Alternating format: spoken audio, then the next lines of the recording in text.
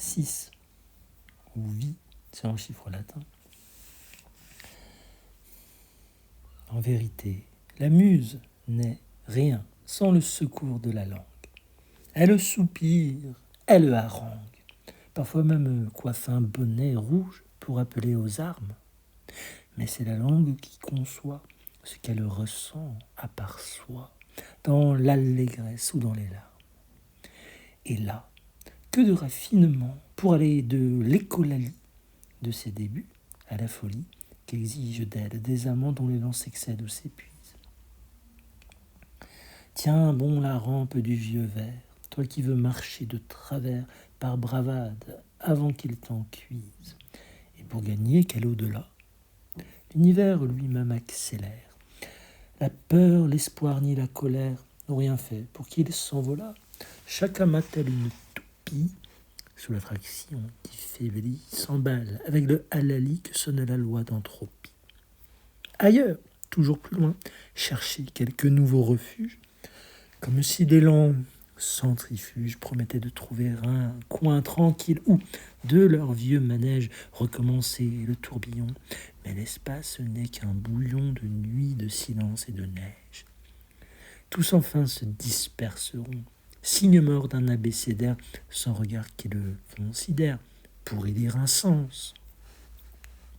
Tâcherons du vers métrique et de la rime, je m'y cramponne sur l'abîme qui s'ouvre devant chaque instant que nous vivons, barque flottant par les remous de notre histoire et du grand tout, intermittent entre son néant et sa gloire.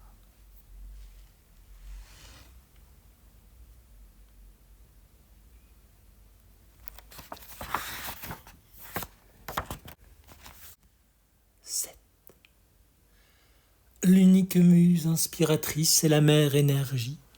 Elle dispense à flot ses dons à tous les éléments, et chaque force mesurée avec nos instruments en procède, elle, d'un excédément de léthargie.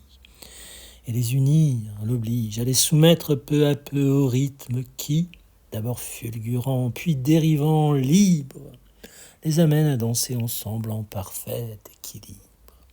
Et l'univers entier, bientôt, repose sur ce jeu depuis les plus légers frissons qui parcourent le vide et qu'il semble ne pas savoir comment tenir en bride jusqu'au ballet majestueux des astres et de leur cortège planétaire avec sa cour d'aérolites, chacun des plus puissants ayant ses propres satellites, qu'ils soient carapacés de glace ou brûlants de chaleur. Des sphères, nos aînés avaient entendu la musique, mais c'est bien un rythme qu'il faut dire. Un rythme d'où naîtront, après un assagissement du sauteur électron, les tout premiers bourgeons de la vie aphasique dans les niches que la matière ouvrait à ses dessins divers, vagues, improvisés selon la circonstance, mais toujours en accord avec la féconde insistance de ce rythme. Et le son, le bourdonnement des essaims, le choc cadencé du ressac, les cris de la tempête, le fracas des volcans, les murmures de la forêt, le bavardage des oiseaux, des eaux, le son naîtrait, ensuite relayé par la flûte, par la trompette et le tambour battant pour que les mots de la tribu, balbutiant, prennent un sens conforme à l'allégresse du rythme qui semble tenir dans sa lucide ivresse la lune, le soleil, la mer, comme s'ils avaient bu le filtre qui procure obscurément la connaissance.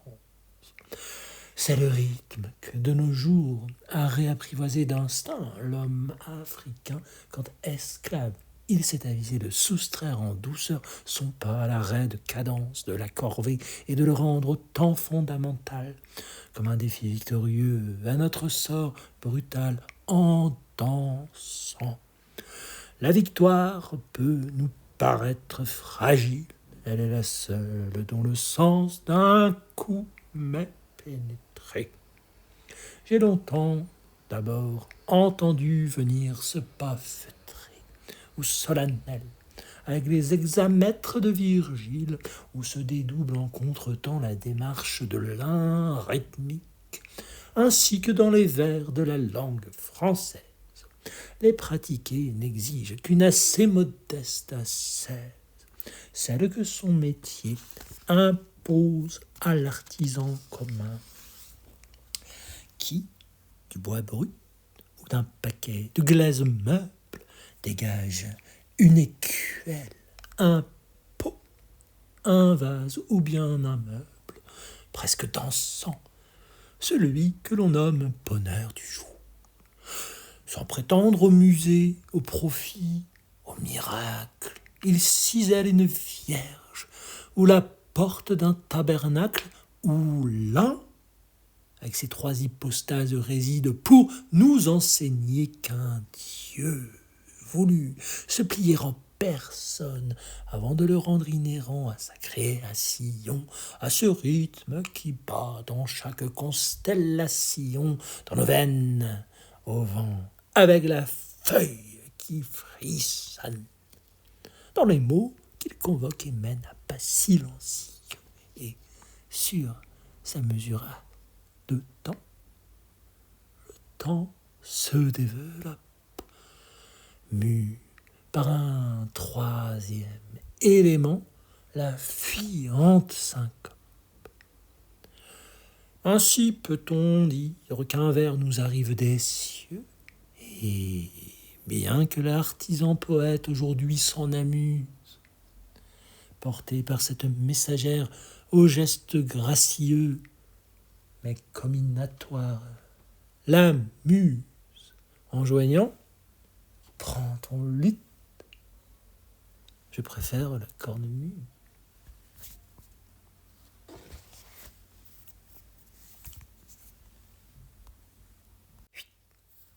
Plus de muses, assez d'autorité suprême, leur rend ceux qui se font gloire de la subir, et d'autres asservissent en règle au sabir de rigueur au marché opus du poème.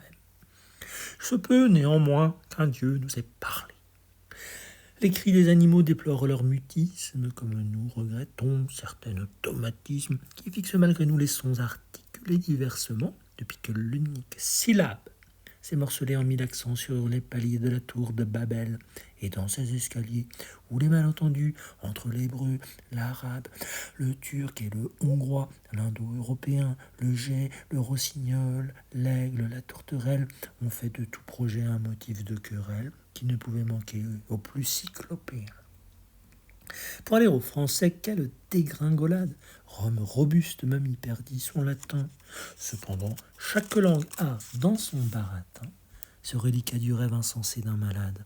Recouvrez l'éternelle et parfaite santé en prononçant le mot que seul un Dieu module, à part soi désormais, qu'on l'en blâme ou l'adule, le maintenant dispo en son éternité. Et c'est ainsi qu'après environ 1000 années, nous parlons une langue aujourd'hui sans commun accent, avec Roland et d'oubli en emprunt, par bond et glissement à travers des apnées, des pauses, des retours. Elle était à la fois en quête de son point idéal d'équilibre et sans cesse portée à se vouloir plus libre, de chercher au-delà d'elle-même la voix qui se confond avec le mot originaire. Poète, l'impossible est ce que vous vouliez, reconstruire Babel sur d'éternels piliers selon le plan tracé par un visionnaire. Que de tours en ruine encombrent l'horizon, et le seul élément qui résiste à l'usure est le vers, mais réduite à sa propre mesure, la rime ayant gardé secrète sa raison. Une vraie pile, ce Jacques. La muse, l'ivresse. 9. Bientôt je m'en irai vers l'éternel royaume.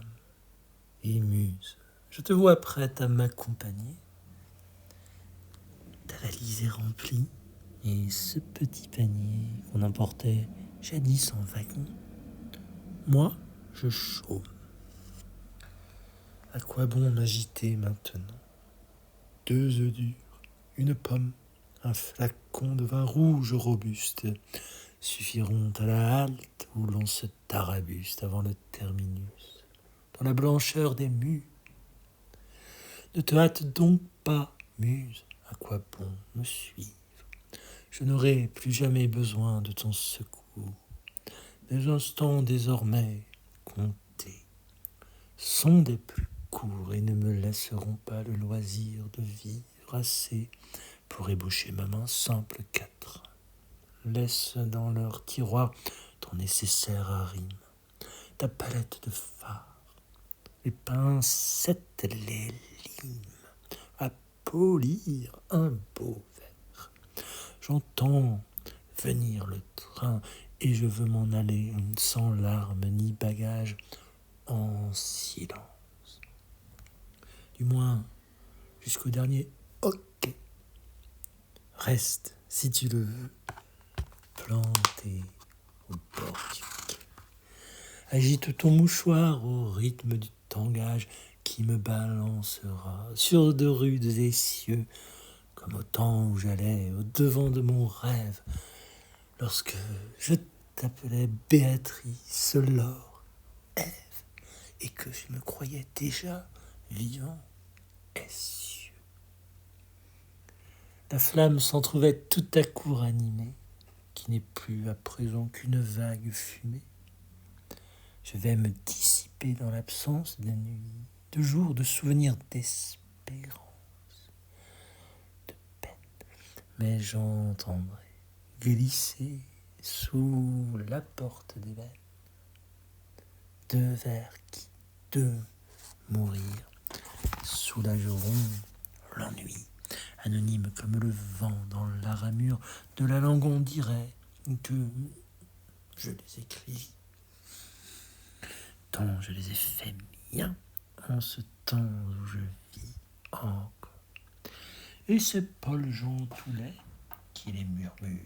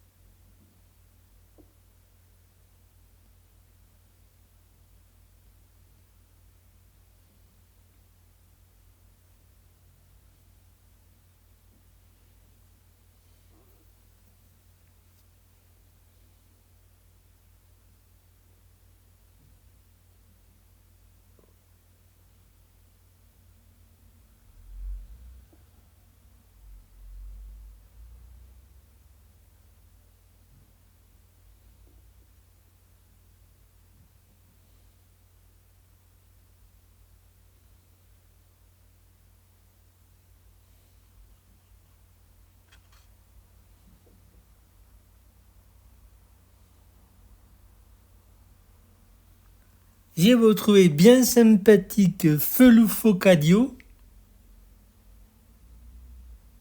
C'est Jap en sucre candio, son Bouddha de boutique.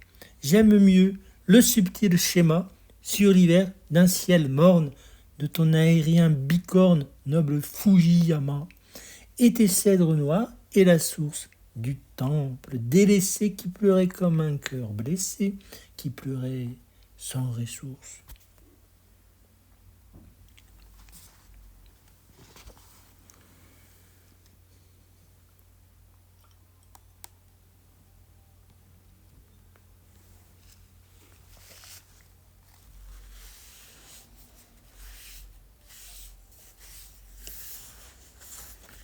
C'est fini.